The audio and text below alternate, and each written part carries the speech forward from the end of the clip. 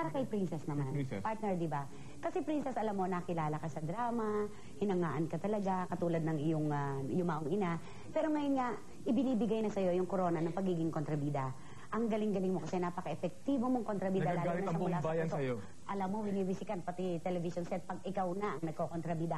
Princess, tinatanggap mo na ba ang corona? Pero bago mo sagutin yan, magbabalik pa ang Showbiz Bingo Class. Princess in Transformation. Paganda ng pagandang buhay, hatid sa inyo ng New Sunsilk Nutrient Shampoo. Naging mahirap ang mabuhay dala ng martial law. Walang kasiguruhan ang kakainin sa araw-araw. Sinabayan pa ng pagkawatak-watak ng pamilya. Yan ang buhay na nakagisna ni Princess Punsalan. Madala sila nag-ano, kasi busy si mama niya noon, diba? Umuwi yan gabi na. Umalis si mga bata, tulog yung mama niya. Tapos, kung may kailangan si Princess, nasulat na lang sa pasko. She did everything she could to be responsible. Kasi siya ang panganay eh. Hindi siya nagkulang bilang isang ate sa pagdidisiplina, sa pangangaral sa amin, in the absence of mama. Kaya I would say it's almost like a superwoman. Sa kanyang paglaki, natuto siyang umasa lamang sa sarili. Mag-isa niyang niluluta sa mga suliranin. Ngunit ang malaking pagkakamali, suliranin din ang pinaglulutas niya dito. Kaya one problem led to the other. I was very insecure. Hindi lang dahil sa pamilya ko, kundi dahil din sa itsura ko. I felt so bad kasi walang naniligaw sa akin. May isang paraan para pagtakpan ng mga insecurities ko. Nakipagrelasyon ako sa isang tomboy. Before, she was really not really very irresponsible, somehow irresponsable. But I saw the growth of Princess, hindi kaagad-agad. It took time, but it was a process of pain. Akala ko talaga magiging masaya ako kung magkakaroon ako ng boyfriend na seryoso sa akin. Akala ko rin, mas magiging secure ako sa relationship ko pagka hindi na ako nag-hold back at pumayag na ako sa lahat ng gusto niya. Lahat yon akala, pero nagkamali ako. I had an abortion. Hindi dahil sa gusto ko, kundi dahil akala ko na naman wala akong choice. Wala akong ibang iniisip kundi ang kahihiyan. Yung anak ni Helen Vela, 16 anyos, na buntis. I know there was a time that you were already getting discouraged. But I remember I always told you that the Lord has a time and place for everything.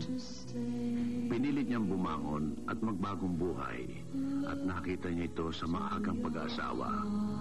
I know it's a very serious decision, pero nobody could stop them anymore. She thought and we thought everything would turn out fine. There was a time, parang hang up po siya kay Willie. Natural lang naman yun dahil kahit sino naman siguro, pagkakasplit niyo lang, medyo ano pa rin, parang unresolved. She's finally found herself, and she's learned to really understand what she's all about and how important she is to everyone.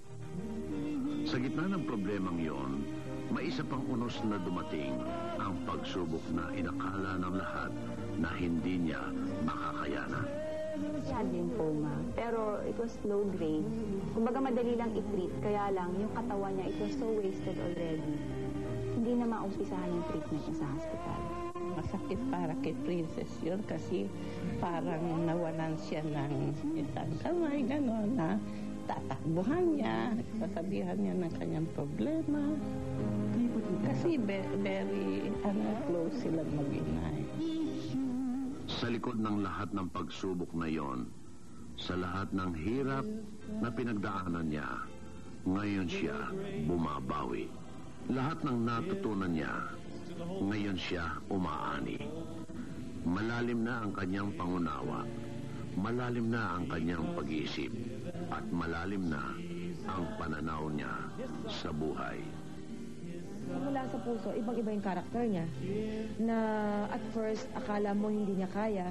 Si Princess, ang tingin ko dyan, angel. Yung image ng masyadong mabait, masyadong religyosa. Iba yung perspective niya. Meron na siya. May, kumbaga, nakafocus siya in a way. Malalim siyang tao. talent actress, which is very good. Habang tumatagal yung show, nakikita mo na effective na effective. Nagpapatunay lang na isa siyang magaling na artista. She's very serious about her acting. She takes time to motivate herself. Selena, I hope you don't mind. Pero mukhang nababagay ka sa mga ganitong role. Since wala masyadong pumuposisyon sa isang kontrabida role na babae, malagay ko mas maganda sigurong i-maintain mo na si Selena. I feel so proud sa development niya as an actress. Ang nakakalungkot lang, wala na si Helen para makita na ito, nag-pay off ang kanyang paniwala at investment sa kanyang nag-iisang anak na babae. Maraming salamat sa lahat ng pagsubok. Maraming salamat sa lahat ng alaala.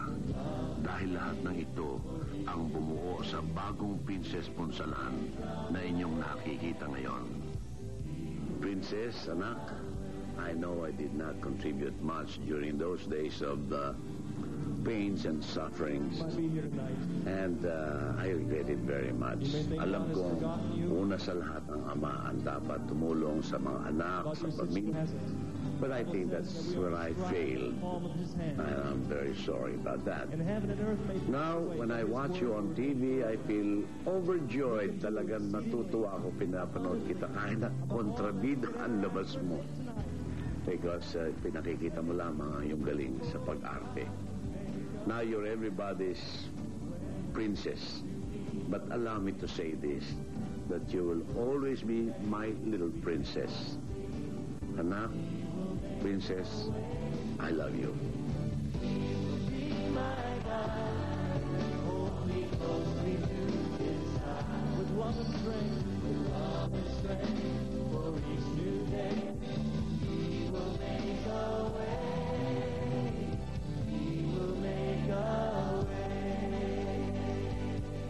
Maraming salamat, Tito Orly Punsalan.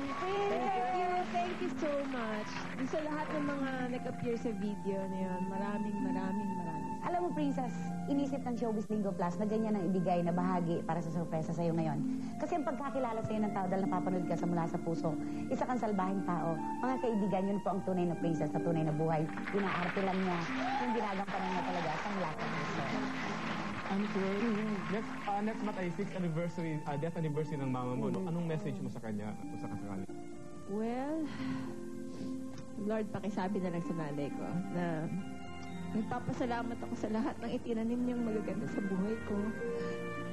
Nangihinayang lang ako that I wasn't able to really treasure the times that I was with her. I'm really sorry for all the pains that I've caused you. I'm sorry for not listening to your words of wisdom then, but now I have learned from all the consequences of my sins.